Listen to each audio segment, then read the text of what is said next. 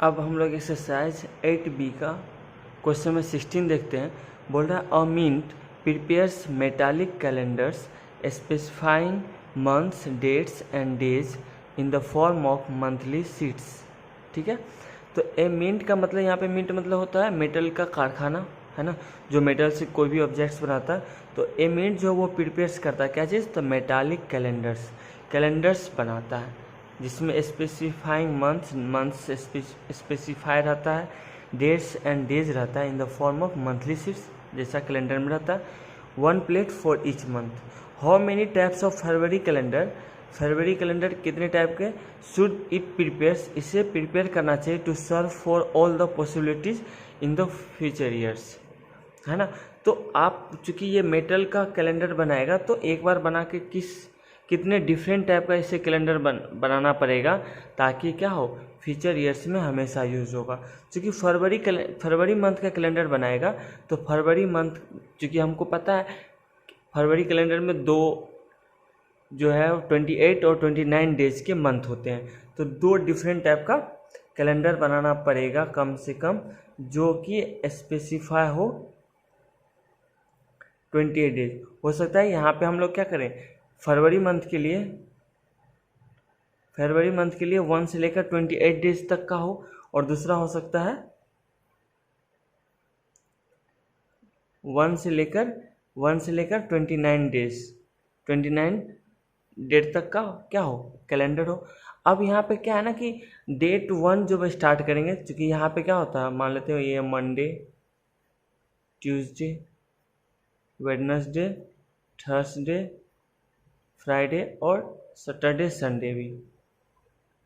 ठीक है, तो डे 1 फर्स्ट जो होगा यानी मंथ का हो सकता है 1 से स्टार्ट हो सकता है 1 जो है वो ट्यूसडे से स्टार्ट हो सकता है वेडनेसडे से स्टार्ट हो, ये कोई भी पॉसिबिलिटी। इसमें कितना पॉसिबिलिटी हो सकता है, इसमें 7। यानी मेटालिक कैलेंडर अगर बनाया जाएगा तो मेटालिक कैलेंडर के लिए जो डेट फर्स्ट होगा वो हो सकता है मंडे को, हो सकता है ट्यूसडे को, हो सकता है वेडनेसडे को।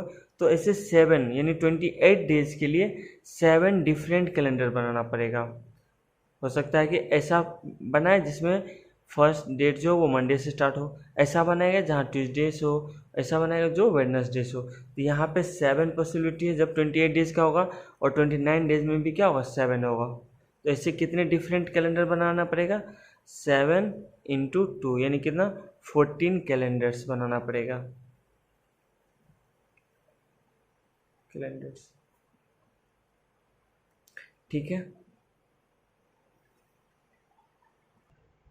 अब क्वेश्चन नंबर 17 देखते हैं।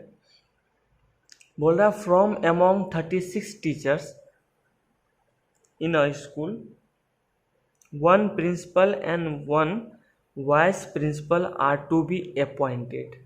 तो 36 टीचर्स में ही क्या करना है, एक प्रिंसिपल को और एक वाइस प्रिंसिपल को क्या करना है, अपॉइंट करना है। In how many ways can this be done, इसे क्या जा सकता है, ऐसे कितने डिफरेंट वे हो सकता है कि 36 टीचर्स में से एक प्रिंसिपल और एक वाइस प्रिंसिपल को चूज करना हो। अगर सिर्फ प्रिंसिपल को चूज करना रहता तो ऐसे कितने डिफरेंट पॉसिबिलिटी हो सकता, 36 टीचर्स थे तो 36 ही बनता। तो हम यहाँ पे 2 है, वाइस प्रिंसिपल भी और प्रिंसिपल भी। तो जब हमें एक को सेलेक्ट करना है प्रिंसिपल के लिए out of 36 teachers, then we have 36 ways. तो हम लिख सकते हैं यहाँ पे there are 36 ways to select या to appoint, ठीक है, to appoint a principal from 36 teachers. कितने वे हैं, हमें 36। अब 36 में हम जब एक प्रिंसिपल को अपॉइंट कर लिए तो अब जो टीचर बचेंगे वो कितने बचेंगे, 35। और 35 में से हमें वाइस प्रिंसिपल को चूज करने के लिए कितने पॉसिबिलिटी है, ये कितने वेज हैं, 35 है। तो 4 वाइस प्रिंसिपल,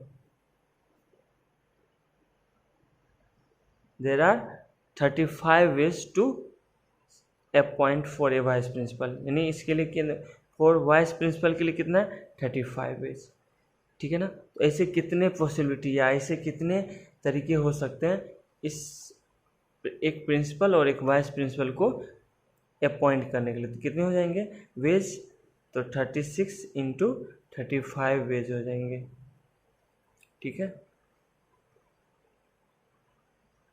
इसको मल्टीप्लाई कर लेंगे तो ये 1200 करीब 1260 आएगा। ठीक है, आप इसे विजुलाइज भी करेंगे कि हम ये जो मल्टीप्लाई कर रहे हैं ये क्यों कर रहे हैं।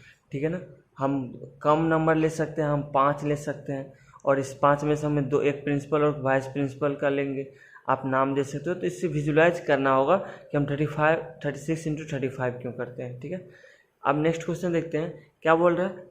अ sample of 3 bulbs is tested, 3 bulb को टेस्ट किया गया। ठीक है, a bulb is labelled as G if it is good, अगर गुड है तो उसके लिए जी लिखा गया, and D if it is defective, अगर वो क्या है खराब है तो उसके लिए डिफेक्टिव लिखा गया, नहीं जल रहा है तो उसके लिए defective. Find the number of all possible outcomes, क्या आउटकम हो सकता है। 3 बल्ब है, ठीक है, 3 बल्ब से फर्स्ट बल्ब को चेक करेगा तो इससे कितना आउटकम आ सकता है, या तो गुड या क्या होगा, गुड या डिफेक्टिव। गुड के लिए जी और डिफेक्टिव के लिए डी, इसके लिए भी गुड या डिफेक्टिव हो सकता है, इसके लिए भी, इसको भी चेक करेंगे गुड या डिफेक्टिव। तो ऐसे कितने 2 4 यानी 2 इंटू 2 कितना हो गया 8 वेज हो सकता है ना। आप इसको क्या कर सकते हैं 8 जो मल्टीप्लाई करें क्यों करें, हो सकता है फर्स्ट के लिए जी हो तो जी के साथ इसके लिए, अगर फर्स्ट गुड हुआ तो इसके लिए क्या हो सकता है 2 पॉसिबिलिटी होता है, जी टी कुछ भी हो सकता है, फिर इसके लिए भी 2 हो सकता है। अगर फर्स्ट गुड फिर सेकेंड गुड भी हो गया तो इसके भी थर्ड में भी 2 पॉसिबिलिटी हो जाएगा। ठीक है ना, इसी तरह से हम क्या करते हैं, पहले बेसिक में हम ऐसा क्वेश्चन बताए थे। तो मल्टीप्लाई क्यों करें, आप इसे विजुलाइज करोगे कि हम मल्टीप्लाई क्यों कर रहे हैं, है ना। अब नेक्स्ट क्वेश्चन देखते हैं, क्वेश्चन नंबर 19 देखते हैं क्या बोल रहा है। For a set of 5 true और false questions no student has written the all correct answer and no 2 students have given the same sequences of the answer. What is the maximum number of students in the class for this to be possible? क्या कर रहा है कि for a set of 5 true, 5 क्या है true और false question है, तो 5 ट्रू फॉल्स क्वेश्चन है। No student has written the all correct answer, और कोई भी एक ऐसा स्टूडेंट नहीं है जो क्या किया हो, सारे का सारा करेक्ट आंसर दिया होगा। तो जब 5 हमारा क्या है क्वेश्चन है, तो 5 क्वेश्चन से कितना डिफरेंट हमारा रिजल्ट आ सकता है, आउटकम हो सकता है, चाहे वो गलत हो या सही हो। अगर ये ट्रू फॉल्स है तो इसमें भी क्या होगा, एक या तो ट्रू होगा या फॉल्स होगा, ट्रू या फॉल्स होगा, फिर इसका भी ट्रू या फॉल्स होगा। अगर हम देखें तो इसे कितने डिफरेंट आंसर बन सकता है ना। अगर हम बॉक्स बनाए ट्रू फॉल्स से, तो ये 2 का है तो 2 इंटू 2 5 हो जाएगा, यानी 2⁵, यानी इसे कितने होंगे 32 डिफरेंट आंसर हो सकता है, जिसमें सही तो सिर्फ एक होगा जो करेक्ट होगा सारा, और बाकी सब का सब क्या होगा गलत होगा। गलत का मतलब यहाँ पे क्या होगा ना, फर्स्ट हो सकता है क्या, मतलब ऐसा सीक्वेंस एक बनेगा जो पूरा पूरा सही होगा, 5 का 5 सही होगा। तो ऐसे डिफरेंट कितने सीक्वेंस बनेंगे 32। और क्या बोल रहा है, no students has written the all correct answer, कोई भी एक ऐसा स्टूडेंट नहीं है जो पूरा पूरा सब सही दिया होगा। ठीक है, no 2 students have given the same answer sequences, ना ही 2 स्टूडेंट्स हैं जिसका सीक्वेंस सेम होगा of answer. What is the maximum number of students in the class for this to be possible, ऐसा होने के लिए कितना मैक्सिमम स्टूडेंट्स हो सकता है। तो पहले इसको समझेंगे, क्योंकि 32 डिफरेंट पॉसिबिलिटी बनता है आंसर का।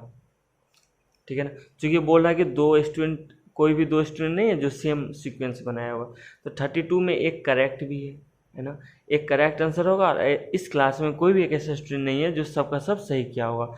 इसका मतलब एक के अलावा 30, इसका मतलब क्या होगा, देयर विल बी 31 स्टूडेंट्स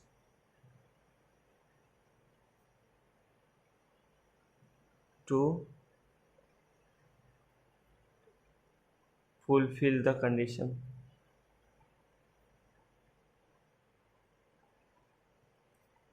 यहाँ पे देयर विल बी इसलिए लिख दिया क्योंकि कितना इसे डिफरेंट क्या बोल रहा है कि how many maximum number of students in the class for this, जो कंडीशन दिया उसको पॉसिबल होने के लिए। तो कितना हो सकता है 31, चूँकि एक 32 इसलिए नहीं होगा क्योंकि एक कोई भी जो बच्चा है वो सबका सब सीक्वेंस जवाब नहीं दिया, तो ऐसे कितने हो सकते हैं 31 स्टूडेंट्स। ठीक है।